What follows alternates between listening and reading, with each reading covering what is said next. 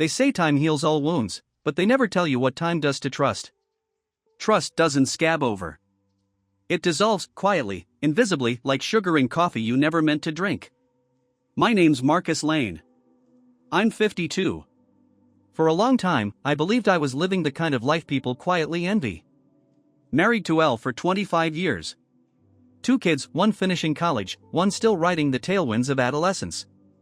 A house in the Nebraska suburbs, red brick with white shutters, where we planted roots so deep we thought nothing could shake them. We met at a college fundraiser. I was pre-law, trying to flirt with charm I hadn't yet earned. She was studying early childhood education, radiant, unbothered, the kind of woman who could make you feel seen just by raising an eyebrow. I cracked a terrible joke about the lasagna being a crime against humanity. She laughed, wrote her number on a napkin, and told me not to waste it. I didn't. Not then. 2 years ago, the sky cracked open. A persistent ache in my thigh turned out to be osteosarcoma. The chemo was a Hail Mary, and I caught it just long enough to lose. They took my left leg at the hip. 1 minute I was whole. The next, I was a man counting phantom toes and pretending prosthetics felt like progress. During recovery, the silence was what broke me. Not the kind where no one speaks, but the kind where the air is thick with things left unsaid. Our intimacy didn't just fade, it retreated like it owed us money. She didn't touch me like she used to. I didn't reach for her either, too tired to explain what I didn't understand myself. That's when Fiona and Carter moved in. 2 blocks down. Late 30s, young enough to still look hopeful, old enough to have curated dinnerware. Carter's parents were sick, so they moved back into town to help. Seemed noble. Seemed normal. Elle met Fiona at a neighborhood cleanup. One Saturday turned into every weekend. Book nights, candle making, just stopping by to check on her. It started small. Like most fires do. She'd come home glowing, like Fiona had flipped a switch in her I forgot existed. There were stories about Fiona's sarcasm, her French press coffee, her stunning eye for minimalist furniture. Meanwhile, Carter and I did what husbands do when our wives vanish into friendship. We drank cheap beer, watched football, and kept our conversations comfortably shallow. He was reserved. Polite. The kind of guy who knew how to laugh but only if you earned it. Back then, I thought it was fine. Hell, I was grateful Elle had someone. I was no picnic. Grieving a lost leg and a version of myself I could barely remember. What I didn't realize was this: you can lose a leg and still stand. But if someone pulls the floor out from under your marriage, gravity does the rest. I didn't know it yet. But I was already falling. The first crack was small enough to ignore. A crooked button. That's how it started. One Sunday afternoon, Elle walked through the door from Fiona's place and her blouse was misaligned by one button off-center, just enough to make my stomach twist. I almost mentioned it, but I let it slide. One crooked button doesn't end a marriage. It just starts a question. Later that week, I noticed a new scent. Her perfume had changed. No longer the bright, floral notes I used to trace on her neck. This one was darker, smokier. Something with weight. She once told me those kinds of scents gave her a headache. Now she wore it like armor. She'd been sleeping with her back to me for months, but now it felt deliberate. Like she was fencing off the last inch of herself.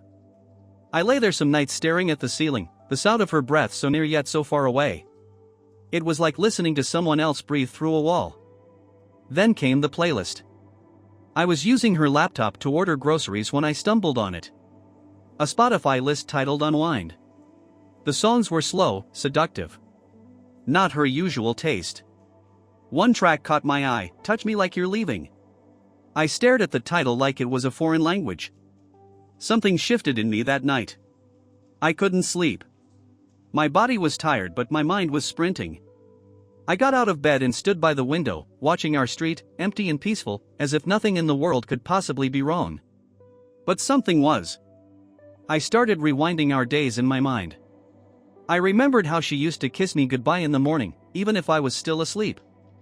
Now, she barely glanced at me as she grabbed her keys. I remembered how she used to text me from work just to say she missed me. Now, her phone buzzed with messages she never mentioned. I once fixed a leaky pipe under the kitchen sink using a coat hanger, duct tape, and sheer optimism. That leak stayed fixed for 3 years. But this? This leak was invisible. That week, I tried to initiate something physical. Just a touch. A kiss. But she recoiled, not harshly, not intentionally. Like someone who forgot how to reach back. Said she was tired. Said she had a headache. I nodded. Said nothing. But in my head, I measured the distance between us. It wasn't just emotional. It was miles. And then came the laughter. Late Saturday night, she came home from Fiona's, slipped off her shoes, and laughed quietly to herself. Not loud. Not performative. Just tender. A sound I hadn't heard in months. It stopped me cold. I was in the living room, fiddling with the remote, pretending to watch a game I didn't care about. She walked right past me without noticing I was there. Her phone buzzed. She smiled at the screen. And that's when it happened. Something inside me snapped, not in anger, but in clarity. I realized I hadn't seen her smile like that in a long time. Not at me. And certainly not because of me. That night, I stared at the ceiling again, counting her breaths. When she turned in her sleep and mumbled something soft, slurred, and unmistakably not my name, I closed my eyes. And finally let myself feel the weight of everything I didn't want to believe. By the time March rolled around, I was sleeping in 2-hour shifts like a soldier in a trench. I couldn't stop watching her. Every smile, every step, every silence had meaning. When she looked at her phone, I looked at her face. When she texted, I counted how fast her thumbs moved. I became fluent in her absences. One afternoon, she left her phone on the kitchen counter. I stood over it like it was ticking. I didn't touch it. Not then. That night, I lay awake staring at the ceiling, then rolled over and asked, as casually as I could, "So what did you and Fiona get up to today?" She paused. Too long. "Oh, just talked. Fiona's going through a lot with Carter's dad, so I'm just being there for her." She didn't look me in the eye. And I realized something awful. I missed her lies more than I missed her touch. The old ones used to come with affection, like a pat on the head before betrayal. That's when I started keeping a journal. Not out of some noble need to process. No. I needed dates. Times. A breadcrumb trail in case I ever had to tell the story from the beginning. I wrote it all down, the crooked button, the perfume, the playlist, the shift in laughter. And then I started noticing new things. Little tells. One morning, I passed her in the hallway and caught a glint of something silver. A delicate necklace tucked into her shirt, one I hadn't bought her. I asked where it came from. She smiled. "Oh, Fiona gave it to me. Just a little something." Sure she did. Here's the thing about being cheated on, your brain becomes a crime lab and every look, every phrase is a fingerprint. But no matter how good your instincts are, they come with a price. I started to change. I stopped initiating conversation. I didn't ask about her day. I stopped kissing her goodbye. I couldn't bear the smell of the new perfume, so I stopped doing the laundry and blamed it on my leg. My prosthetic made stairs harder, yes, but not impossible.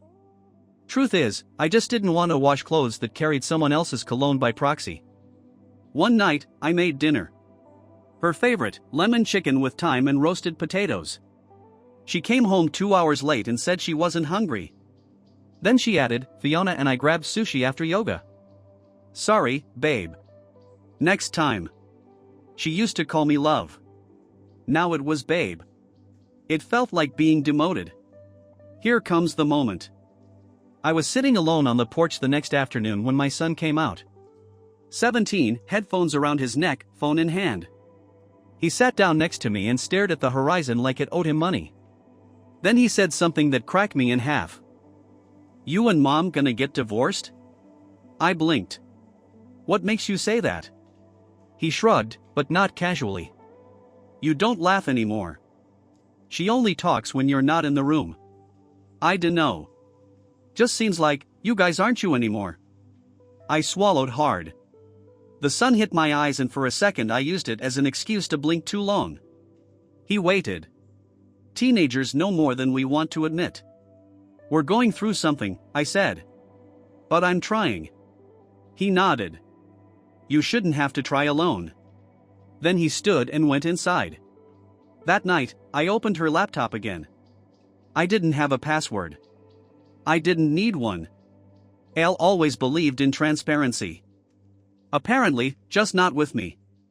In her browsing history, there were searches for intimacy after cancer, emotional distance in marriage, and one that sent my heart into my throat. Is it cheating if it's with a woman? She had also been listening to that same playlist.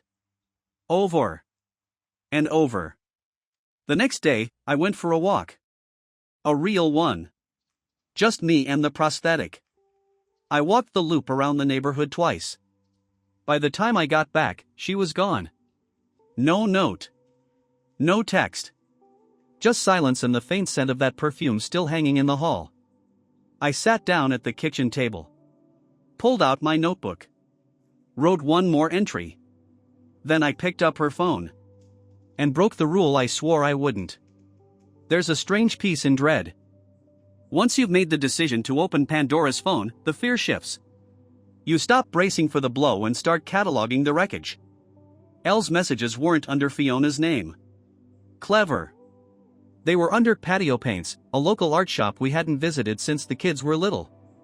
Tapping into the conversation was like cracking open a vein. Pictures. Inside jokes. Time-stamped intimacy. I scrolled until my fingers went numb. They spoke like a couple who had already burned the ships and decided never to go home. The worst part wasn't the words. It was how happy she sounded. That morning, I didn't confront her. I didn't throw her phone or scream. I made coffee. I folded laundry. I even watered the sad excuse for a basil plant on the windowsill. It felt like pretending to be a husband in a play where the lead had already left the stage. And then, like divine mockery, the universe sent us a guest. Her name was Aunt Joni. Except she wasn't my aunt. She wasn't even Elle's aunt. She was Elle's second cousin twice removed, which apparently meant she had carte blanche to appear unannounced with 3 bags of fabric swatches and a rolling suitcase. Well, hello, she bellowed at the front door, arms wide like we were long-lost relatives on a daytime reunion show. I decided it was high time I saw the countryside and spent some quality time with my favorite niece. Favorite. Elle looked like she had swallowed a harmonica. I didn't even get a chance to object. Joni was already in the foyer, setting down bags like she was planning a siege. I hope you don't mind, I have a little sleep apnea machine and a tendency to hum in my sleep. It's meditative. That night, she fell asleep on our couch watching reruns of The Golden Girls, snoring like a rusty engine and farting with impunity. I slept in my son's room, on a beanbag shaped like a soccer ball. The irony wasn't lost on me, I was the one being benched. In the morning, Joni woke us all at 6:30 with what she called her daily affirmations. You are a fountain of possibility. You can bend like bamboo in the hurricane of life. You will release your pain like yesterday's compost. Elle smiled politely. I bit into my toast hard enough to crack a molar. Joni's presence was like a bizarre ceasefire. Elle and I weren't arguing, weren't even speaking much, but Joni's endless stream of awkward stories and unsolicited life advice somehow filled the air. Then, late one night, Joni cornered me in the kitchen. She's slipping away from you, you know. I froze, toast crumbs still on the counter. You think I don't notice things? She asked, her tone soft now. You lost your leg, Marcus. But you also lost your rhythm. She doesn't know where you end and the grief begins. I didn't say anything. What could I say? I felt like a man who'd been drowning in plain sight. Sometimes, Joni continued, pouring herself a cup of tea, we think people leave all at once. But they don't. They drift. She's been drifting for a while. Maybe you have, too. She walked out of the kitchen before I could speak. Left me standing there with the tea kettle whistling like a warning. I went upstairs, laid in bed beside Elle, neither of us saying a word. Her back was to me, but I watched the moonlight stretch across her shoulder like a truth too big to admit. And still, I said nothing. There is a peculiar sort of courage required to confront what you already know. It's like walking into a burning building with a glass of water and a prayer. A week after Joni left shouting affirmations out the car window as she drove off, God bless her spiritually deranged heart, I finally cracked. It started when Elle got a text and smiled. That kind of smile you don't reserve for your husband when he's hobbling around trying to find the TV remote with one sock on and a cold coffee in his hand. She looked radiant. Floating. Like someone else was carrying the weight I'd been shouldering for 2.5 decades. Who was that? I asked, like I didn't already know. She glanced up. Fiona. Just checking in. I gave a dry laugh. Well, isn't she the Florence Nightingale of emotional affairs? That cracked her porcelain mask. Excuse me? Come on, Elle, I snapped, standing awkwardly as my prosthetic leg thudded against the kitchen floor. I know. All right?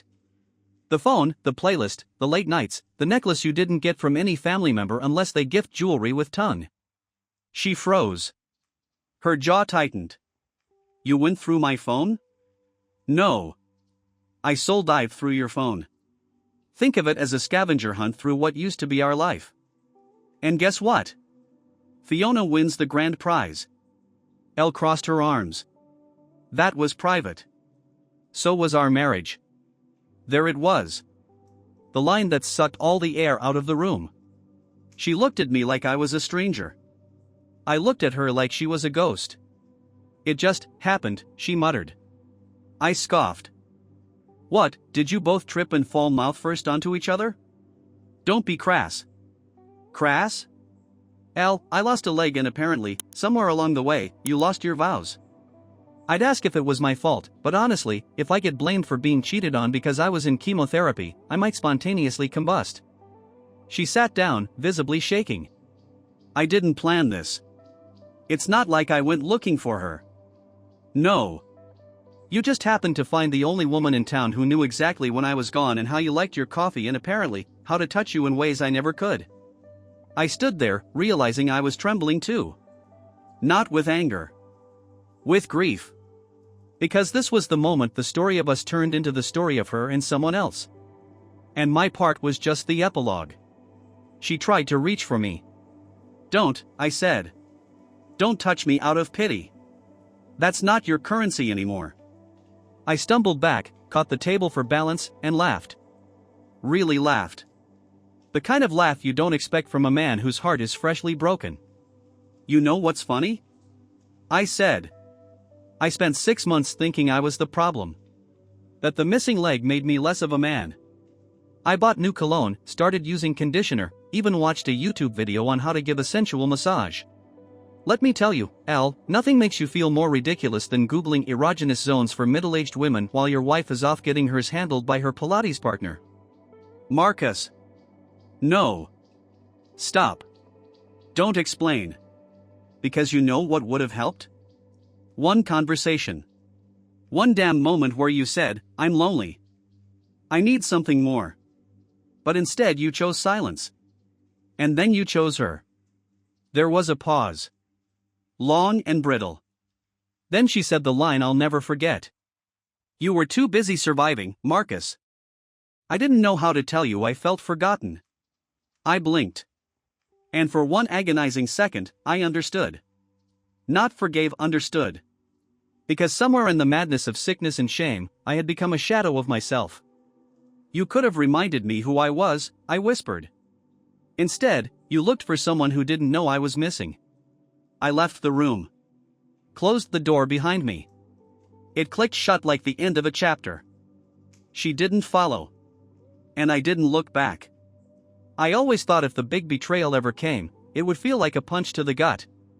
Instead, it was more like a slow leak in a tire. You keep driving, pretending the steering feels fine, until one day you're pulling over on the side of the road wondering how long you've been coasting on air. I stayed in a motel that night. Not a fancy one, more like a horror movie set that had been remodeled during the Clinton administration. Floral bedspread. A painting of a lighthouse above the bed. No ocean in sight. The place reeked of cigarette ghosts and broken dreams. Room 8, the old lady at the front desk said. That one don't got cable, but it don't smell like mildew. So, pick your battles. Pick your battles. If I had a family crest, that would be the slogan. I sat on the edge of the bed, scrolling through the photos on my phone. Mostly receipts, blurry shots of my lunch, a few of my kids. Then I got to the last photo of Elle and me from last year, our anniversary dinner. She was laughing at something I said, and I looked at her like she hung the moon. Plot twist, she was already floating into someone else's orbit. The next morning, I called my buddy Ronnie. Ronnie's a mechanic with a voice like gravel and a heart too big for his flannel shirts. He showed up 20 minutes later with a styrofoam tray of donuts and a thermos full of questionable coffee. "So," he said, sitting across from me, powdered sugar dusting his beard. "You finally found out she was playing Naked Twister with her book club co-captain?" "It wasn't Twister. It was, whatever it was. Emotional Jenga." Ronnie nodded. And it all fell down. We sat there for a minute. Just breathing. "I told her," I said, quietly. "I know. We fought. I said some things. She said some things. It ended with me in a motel that smells like a tax write-off." Ronnie snorted. "Sounds like progress." I gave him a look. "Hey, at least now you know. You're not losing your mind." She was just, already gone. He paused. Looked at me. "So? What next? You torch the house? Egg Fiona's yoga studio? Go full Tarantino?" I cracked a smile. Tempting. But I figured I'd start with breakfast. Later that afternoon, I went back to the house. She was there. Elle stood in the kitchen, still in her work clothes, cutting apples like it was any other Tuesday. She looked up. "Marcus." "Elle." The silence was thick enough to chew. "You left," she said. "You cheated," I replied. "So, we both made lifestyle choices." She flinched. "I didn't mean for it to happen this way. Nobody ever does. You think the Titanic wanted to be a submarine?" She sat down at the table, the knife still in her hand. "So what happens now?" I dropped my bag by the door. "Now. We talk. We yell. We probably cry. And then we start figuring out how to make sure our kids aren't collateral damage in the shootout." Her voice softened. "You still have that awful sense of humor. It's the only thing that didn't get amputated." We talked. 4 hours. And yes, we yelled. I slammed a drawer so hard it bounced open again, like the house was tired of pretending to. She cried. I almost did. Almost. But in between the wreckage, we laughed. Genuinely. Once. When I told her that Joni might be clairvoyant and possibly armed. She laughed so hard she snorted. There it was. A flicker of something. Not love. Not yet. But recognition. I told her I wanted space. That I was going to stay with Ronnie for a while. She nodded. I think that makes sense. Yeah, I said. For once. As I walked out the door, she called after me. Marcus? I turned.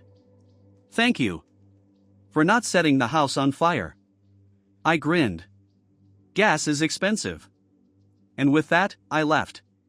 There's a thing that happens in the quiet aftermath. You start hearing the echo of everything you missed. The joke she didn't laugh at. The hug she didn't return. The long pause after you said, I love you. 3 nights into staying at Ronnie's, I found myself staring at his cracked popcorn ceiling, wondering if it always looked like that or if it just mirrored how I felt inside, flaking, uneven, barely holding. Ronnie was kind enough to give me the guest room. It had a bunk bed, a lava lamp, and a poster of AC/DC taped to the wall. His teenage son had moved out 2 years ago, but his childhood lived on like an awkward museum exhibit. You need to get out, Ronnie said one night over dinner, stabbing his microwaved enchilada like it had insulted his mother. You're walking around like someone unplugged your soul. That would be accurate. Come on, man. Let's go do something idiotic. It's your turn to be the bad decision. I smirked. You make a compelling case. We ended up at a dive bar on the edge of town. The kind of place where the jukebox still took coins and the bartender looked like he once wrestled gators for fun. It was karaoke night. Ronnie dared me to sing. I dared him back. We both lost. Somehow, I ended up belting out Ring of Fire to a crowd of mostly disinterested strangers. But somewhere between the first verse and the chorus, I saw her walk in. No, not Elle. My daughter. Nora. She froze in the doorway. Our eyes locked. Her friend whispered something, but she waved it off and walked over. Dad? Hey, kid. Didn't know you were into sad middle-aged men singing country classics. I am now. We laughed. I hugged her. She didn't let go for a while. Mom told me you left, she said, finally. Yeah. Needed space. She studied me. You look sad. But different. Lighter, somehow. Maybe it's the tequila. She smiled, but it didn't reach her eyes. She misses you. You know. I nodded. Yeah. I miss her, too. But love without trust is like singing with no microphone. It just doesn't land. We sat for a while, listening to a man butcher total eclipse of the heart with the passion of a Shakespearean actor in the wrong play.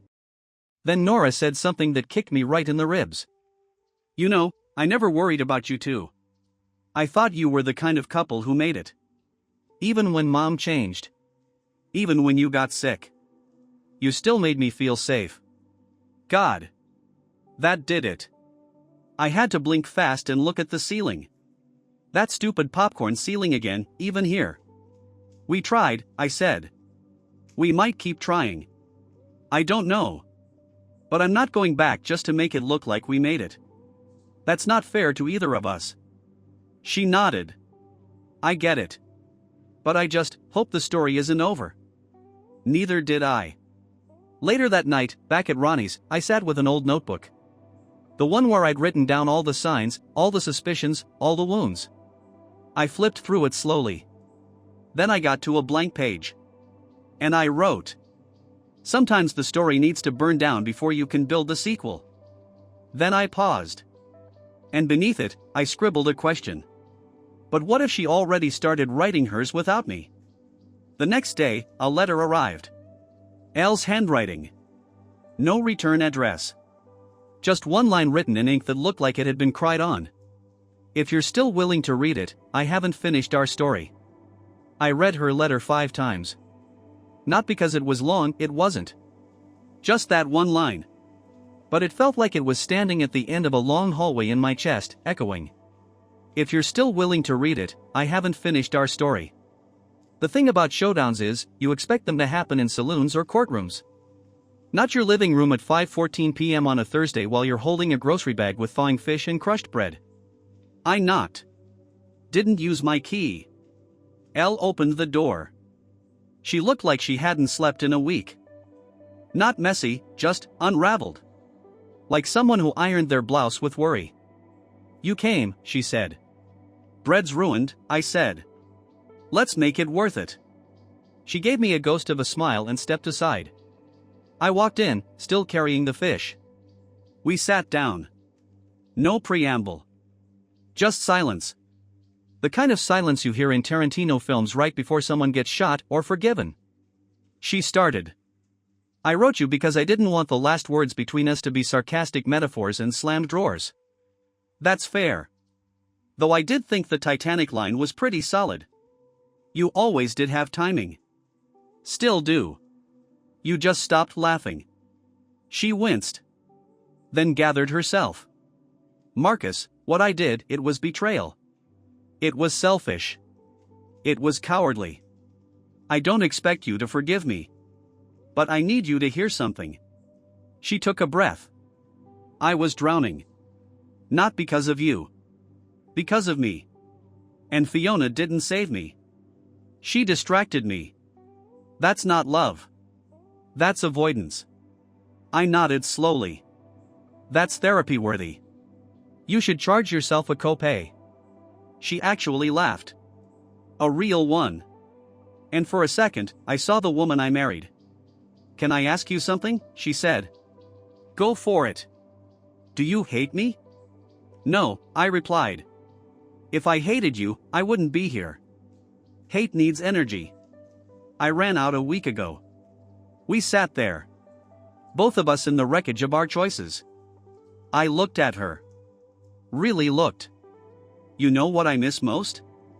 I said. That night you had the flu and we watched that terrible Nicolas Cage movie and laughed so hard I spilled soup on your socks. She smiled. National treasure. We rewound the same scene 6 times. Because it was so bad it transcended art. Because you made it funny. I leaned forward. You forgot how to laugh with me. Somewhere along the line, I became your obligation. Not your partner. She didn't deny it. Instead, she reached into a drawer and pulled out something I hadn't seen in years. The napkin. My old college joke number napkin. The one with her number in green ink. It looked faded, like a memory clinging to paper. I never threw it away, she said. Even when I was trying to forget everything. I kept this. Because you were the first person who made me feel like more than I was. Then why did you stop seeing me that way? She swallowed hard. Because I stopped seeing myself that way. Silence again. But this one felt warmer. Like the quiet you get after the storm, when the trees are still dripping but you can finally breathe. So what now? She asked. Now we let it be ugly for a while. And honest. And uncomfortable. And we see if what we had can survive it. Not for the kids. Not for the memories. For us. She nodded. I want that. I stood. Walked to the fridge. Opened it. You still got lemon pie in here? She blinked. You want pie? I'm a broken man with a melted loaf of bread and lukewarm fish. Pie is the only thing between me and despair. She laughed again. And that, more than anything, was the real start of our sequel. There's a saying I once read, scribbled in the margins of a second-hand book: before something great happens, everything falls apart. I didn't know it at the time, but that quote would follow me like a dog with nowhere else to go. 2 weeks after the pie, things started cracking again. Elle and I had been playing at recovery, stitching ourselves back together with words and warm coffee. But healing isn't a straight line. Sometimes it's a spiral. Sometimes it's a trapdoor you didn't know was under the rug. We were folding laundry one evening, yes, romance lives in the mundane now, when I found one of Fiona's earrings in our hall closet. Just sitting there like a souvenir from a better betrayal. You missed one, I said, holding it up. Elle froze. Her shoulders tensed. That's old. From a while ago. Old like before I knew? Or old like during? She didn't answer. And just like that, everything I'd been building up inside me, the forgiveness, the patience, the mature adult calm, snapped like a rotted beam. You invited her here? Into this house? While I was. I didn't plan it. No, you just did it. While I was upstairs with a stump where my leg used to be, learning how to strap on a plastic replacement, you were downstairs test-driving new affection in our living room. Marcus. You lit the fuse and handed me the match. I backed away, laughing without humor. That hollow kind that echoes more than it hits. I dropped the earring on the table. It made a tiny sound, the kind that shouldn't matter. But it mattered. I left. Again. This time, I didn't go to Ronnie's. I drove. No destination, just the road. I ended up at a rest stop outside of Grand Island, parked between two semis, listening to rain drum on the roof like it was trying to say something. That's where the memories hit. Not the good ones. Not the bad ones. The ones I ignored. Like the night I forgot her birthday because I was covering a night shift. Or the time I told her she wasn't built for pressure during an argument, not realizing that phrase would echo in her like gunfire. The months I pulled away when the cancer got bad, not out of spite, but out of fear she'd see me as weak. We ruin things not by being bad, I muttered into the rearview mirror. But by being absent when it counted. They don't tell you that regret doesn't scream. It whispers. Every damn day. I slept in the car that night. Woke up with a crick in my neck and a clarity in my chest. I wasn't mad anymore. I was just tired. The next morning, I wrote a letter. Handwritten. 4 pages. No sarcasm, no metaphors. Just truth. I didn't ask for her back. I didn't declare war. I wrote. Love, like architecture, needs rebuilding after fire. But some ruins need to stand as reminders. I dropped it in her mailbox. Then I went to the hospital. Not for treatment. To volunteer. I signed up for a mentorship program. Amputee support. You think anyone wants to hear from a guy who got cheated on and walks like a peg-legged duck? I asked the nurse. She smiled. Those are exactly the people who make the best mentors. That night, I got a message. From L. One sentence. I read it. And I understand. There was no plea. No apology. Just understanding. And strangely, it didn't feel like a door closing. It felt like a window finally being opened. They say the hardest part isn't letting go. It's deciding to hold on to the right things. The truth. The growth. The pieces that didn't break when everything else did. I never saw myself as a teacher. But on Tuesdays and Thursdays now, I sit in a circle with other amputees, some fresh from the hospital, others 10 years in and still carrying pain where limbs used to be. We trade jokes, dark ones. We complain about phantom pain, prosthetic rash, stairs. But mostly, we remind each other we're not broken. Just changed. One kid named Liam, barely 20, told me the first time he stood up on his new leg, he felt like a cartoon learning to walk. I told him, me too. Only difference is my cartoon had more back pain. We laughed. And he didn't feel alone anymore. Elle and I didn't get back together. Not officially. But we did something harder, we became honest. Sometimes she comes by with a plate of cookies or just to sit on the porch. We talk like old friends who have seen each other naked, not just in body, but in soul. It's not perfect. It's real. The kids are okay. My daughter asked me the other day if I'd ever fall in love again. Maybe, I said. But I think right now I'm in love with not lying to myself. You see, I spent too much time thinking strength meant not needing help. That to be worthy of love, I had to be whole, perfect, untouched by fear. But strength isn't walking through fire alone. It's coming out the other side and being willing to say, yeah, I got burned. But I learned how to heal. If you take anything from this story, take this. Don't wait for betrayal to make you listen. Don't let pride build walls that love can't climb. And never assume the one beside you knows they're still wanted. Tell them. Show them. Every boring Tuesday and every fragile Sunday morning. We hurt people when we forget they're human. We stay hurt when we forget we are, too. And if your heart has been broken? Congratulations. That means it was working. So here's to you, whoever you are, wherever you're reading this. I hope you never find yourself in my shoes, but if you do, I hope you lace them up, stand tall, and take the next step anyway. Even if you're limping. Especially if you're limping. Because that's how we move forward. One imperfect, powerful step at a time.